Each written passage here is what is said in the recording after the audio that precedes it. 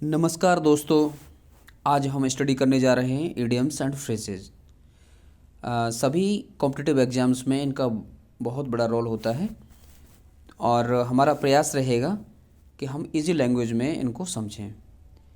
मैं छोटे छोटे वीडियोस में आपको ये सारी कराऊंगा और इडियम्स एंड फ्रेजेस के बाद में वन वर्ड सब्स्टिट्यूशंस हम लेंगे और पढ़ते हैं। चलिए आइए। सबसे पहला है हमारा एट वंस बिट्स एंड। इसका मतलब होता है परप्लेक्स्ड। मतलब ये कंडीशन होती है that is unable to think what to do. जब किसी व्यक्ति की बुद्धि अपनी हाईएस्ट पिच पर पहुंच जाती है, किसी परिस्थिति में फंस जाता है और वो सोच नहीं पाता। देखिए यहाँ विट शब्द देखिए, आप विट, WIT, विट। विट का मतलब होता है बुद्धि। ठीक है जी। तो किसी की सोच या बुद्धि जब एक उलझन में आ जाती है या उससे आगे वो नहीं समझ पाता है, उस कंडीशन को हम कहते हैं एट वंस बिट्स एंड। ठीक है जी। Next one is at one's fingertips. At one's fingertips का मतलब होता है टू हैव कंप्लीट नॉलेज। जब किसी व्यक्ति को किसी भी चीज़ की बहुत ज़्यादा नॉलेज होती है तो उसे हम कहते हैं एट वंस फिंगर टिप्स। चलिए नेक्स्ट वन है हमारा at the spur of the moment. At the spur of the moment का मतलब होता है तत्काल, तुरंत, उसी क्षण, विदाउट डिले, बिना किसी देरी के। ठीक है ना। हम कह सकते हैं we can answer during the examination at the spur of the moment. तत्काल जवाब देना चाहिए। आगे बढ़ते हैं हम। At close quarters. इसका मतलब होता है क्लोज एग्जामिनेशन। किसी भी चीज़ को हम बहुत ज़्यादा गहनता से देखते हैं, that is eight close quarters. चलिए अगला है हमारा पांचवा एप्पल पाई ऑर्डर। काफ़ी इम्पोर्टेंट है। तो इसका मतलब होता है इन परफेक्ट ऑर्डर। जब किसी कमरे में हर चीज़ बड़े व्यवस्थित रूप से हो तो हम कह सकते हैं all the things in apple pie order in the room. ठीक है जी, आप समझ गए होंगे। अगला है अबव बोर्ड। अबव बोर्ड ये बहुत इम्पोर्टेंट है। अबव बोर्ड का मतलब होता है ऑनेस्ट एंड स्ट्रेट फॉरवर्ड। एक सीधा साधा ईमानदार व्यक्ति, एक रास्ते पर चलने वाले को अबव बोर्ड कहते हैं। ठीक है जी। आगे बढ़ते हैं। As fit as a fiddle. यह सेंस होता है स्ट्रॉन्ग एंड हेल्दी। कोई व्यक्ति बिल्कुल परफेक्ट स्ट्रॉन्ग हो, बहुत ज़्यादा मोटा ना हो और बहुत ज़्यादा कमज़ोर ना हो, बिल्कुल फिट हो, उसे कहा जाएगा as fit as a fiddle. चलिए next one is at random. ये तो बहुत इजी है, हम सभी डेली लैंग्वेज में बोलते रहते हैं। एट रैंडम का मतलब होता है एमलेसली, अचानक ही या बिना किसी उद्देश्य के कोई काम कर दिया जाए तो उसे हम एट रैंडम कहते हैं। ठीक है जी। जैसे कि the militants fired at random and killing a lot of persons. आतंकवादियों ने और अचानक गोलीबाजी कर दी, बहुत सारे लोग मारे गए। चलिए आगे बढ़ते हैं। एट लॉगर हैट्स, बहुत इंपॉर्टेंट है ये। एट लॉगर हैट्स का मतलब होता है टू बी एट स्ट्राइफ या फिर quarrel। ठीक है जी। जब ऐसे संबंध हों जहाँ झगड़ा होने की स्थिति हो या फिर मन मुटाव ज़्यादा हो तो उसे एट लॉगर हैट्स बोला जाता है। आशा करता हूँ आप समझ गए होंगे। एट ऑड्स, इसका मतलब भी लगभग वही है जो नाइन्थ वाले का है। इन डिस्प्यूट, ये झगड़े की स्थिति होती है। एट ऑड्स, ये भी वही मतलब होता है। And next one is an apple of Discord. ये बहुत आसान है, इसे हम छोटी क्लास से पढ़ते आते हैं। एन एप्पल ऑफ डिस्कॉर्ड का मतलब होता है कॉज ऑफ क्वारल, झगड़े का कारण, झगड़े का कारण। ठीक है जी।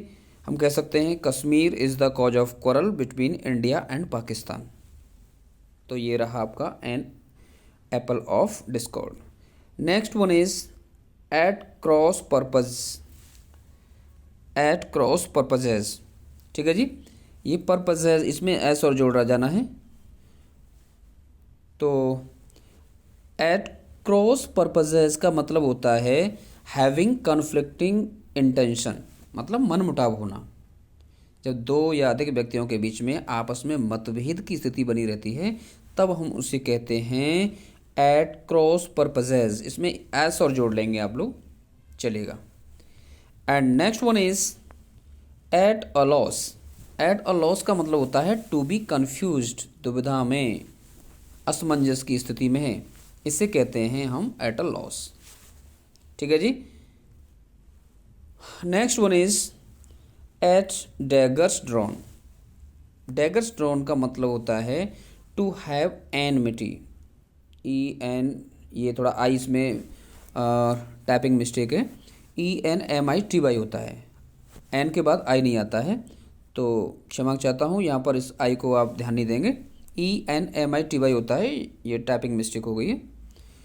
एट डैगर्स ड्रॉन का मतलब होता है दुश्मनी होना। देखिए यहाँ आप समझ सकते हैं थोड़ा सा, डैगर मीन्स होता है खंजर, और ड्रॉन ये ड्रॉ की थर्ड फॉर्म है, मतलब खंजर को खींचना, या चाकू खींचना या खंजर खींचना, जब ये स्थिति आती है तो वो दुश्मनी या लड़ाई में होती है, हम सभी जानते हैं।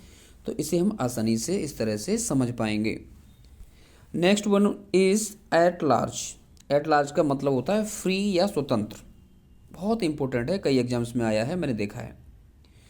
और मैं आपको बता दूं ये सारे इडियम्स मैंने SP बख्शी साहब की बुक से लिए हैं, जो काफ़ी इम्पोर्टेंट हैं। अगला है, हाँ जी, अगला है एट सी। सी में भी स्पेलिंग मिस्टेक हो गई है, क्षमा चाहता हूँ, SEA, ये समुद्र वाला सी है। सी जो है SEA, ये सी वाला है, ये मिस्टेक हो गई है। एट सी का मतलब होता है कन्फ्यूज्ड। ठीक है जी, कन्फ्यूज्ड, इसका मतलब जो सेंस लिया गया है, सी मीन्स समुद्र। जब हम समुद्र में देखते हैं तो हर जगह हमको पानी ही पानी दिखाई देता है, हम समझ नहीं पाते कहाँ क्या देखना, बहुत जहाँ भी नज़र मारें तो वह पानी पानी होता है, उसको लेकर के और ये बनाया गया है, और ये स्थिति हमारी कन्फ्यूजन की आती है। ठीक है जी, तो यहाँ ये हो जाता है। आगे बढ़ते हैं हम, 70 देखेंगे। To add fuel to the fire. To add fuel to the fire, ये तो सिंपल है। अग्नि में हम, अग्नि जल रही हो और उसमें फ्यूल, फ्यूल मीन्स ईंधन होता है, आग जली हुई है, उसमें हम ईंधन और डाल दें तो क्या होगा, आग और ज़्यादा बढ़ेगी। तो इसका मतलब है कि कोई भी स्थिति जो ख़राब चल रही है और उसमें हम और ज़्यादा ख़राब कर दें, उसे कहेंगे to add fuel to the fire. To make matter worse, किसी भी स्थिति को और ज़्यादा ख़राब कर देना, that is to add fuel to the fire. Next one is at sixes and sevens. ये सिक्स नहीं है, सिक्सेज, जैसे सेवन्स में एस प्लूरल बनाया गया है, सेवन का प्लूरल किया गया है यहाँ, ऐसे ही सिक्स का होगा, एट सिक्सेज एंड सेवन्स। तो इसका मतलब होता है इन डिसऑर्डर,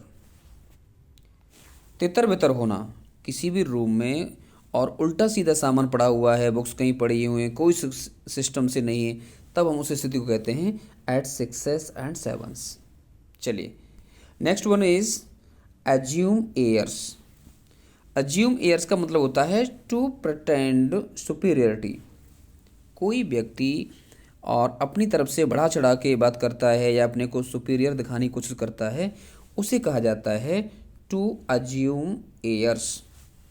ठीक है जी, जितना वो होता नहीं उसे कहीं ज़्यादा बनने का प्रयास करता है, उसे कहा जाता है। आगे बढ़ते हैं, 20 देखेंगे, आर्गस आइड। आर्गस आइड बहुत इम्पोर्टेंट है, इसका मतलब होता है बहुत ज़्यादा केयरफुल। कोई व्यक्ति बहुत ज़्यादा किसी मामले को सतर्कता से करता है, केयरफुल होकर करता है, उसे आर्गस आइड कहा जाता है उस व्यक्ति को। चलिए आगे बढ़ते हैं हम, at a stone's throw. At a stone's throw का मतलब होता है वेरी नियर। यहाँ समझ लेंगे कि स्टोन ये पत्थर होता है, हम सभी जानते हैं, और थ्रो मीन्स फेंकना। आप किसी पत्थर को अगर फेंकते हो तो वो ज़्यादा दूर नहीं जा पाएगा, बहुत नज़दीक रह जाता है ना। तो इसलिए उस स्थिति को हमने वेरी नियर कहा, और पत्थर के बजाय हम कोई छोटा टुकड़ा या कोई मिट्टी का टुकड़ा फेंकेंगे तो वो दूर चला जाएगा, है ना। तो यहाँ एट अ स्टोन्स थ्रो का मतलब हो गया वेरी नियर, बहुत नज़दीक। चलेगा, अगला है जो कि बहुत इंपॉर्टेंट है, बाई हुक और बाई क्रोक। बाई हुक और बाई क्रोक का मतलब होता है बाई एनी मीन्स, किसी भी तरह से कोई काम करना, ठीक है ना। कई बार हम क्या है कि देखते कोई काम करना होता है तो अपना कोई रिलेटिव होता है, उसे कहते हैं भैया तुम्हें ये कैसे भी काम करना है, साम दाम दंड भेद कैसे भी करना है, पैसे से बिना पैसे के जुगाड़ से कैसे भी करना है, तो उस कंडीशन को कहते हैं हम बाई हुक और बाई क्रोक। चलिए next one is bell the cat. यह भी बहुत सिंपल है, हम छोटी क्लास से पढ़ते आते हैं। बेल द कैट का मतलब है कि सबसे पहले रिस्क कौन उठाए, है ना। ये एक चूहे वाली कहानी से लिया गया है। हमने छोटी क्लासेस में पढ़ा होता है कि एक बिल्ली को चूहे और घंटी बांधने की मीटिंग करते हैं कि इस मीटिंग वो घंटी बांधी जाए, लेकिन सबसे पहले उसकी बांधने का प्रयास कोई नहीं कर पाता, है ना। तो उसमें से लिया गया है बेल द कैट मीन्स मुसीबत को मोल लेना, सबसे पहले मुसीबत कौन मोल ले। तो next one is blow one's trumpet. इसका मतलब है टू प्रेज वन सेल्फ, अपनी प्रशंसा करना। ट्रम्पेट एक इंस्ट्रूमेंट होता है, म्यूजिकल इंस्ट्रूमेंट होता है जिसे हम बजाते हैं, और तो यहाँ का मतलब वही है, अपनी अपनी तारीफ करे, अपना ही गीत गाए, that is to blow one's trumpet, अपनी प्रशंसा करना, ठीक है जी। और हमारा आज का लास्ट है बरी द हैचेट। इसका मतलब है कि कोई पुरानी दुश्मनी होती है, टू फिनिश द ओल्ड, ये to finish the old enmity, यहाँ भी आई आ गया है गलती से, ENMITY होता है। कोई पुरानी दुश्मनी चली जाती है और उसे फिनिश कर दिया जाए, that condition is called to bury the hatchet, दुश्मनी को समाप्त करना।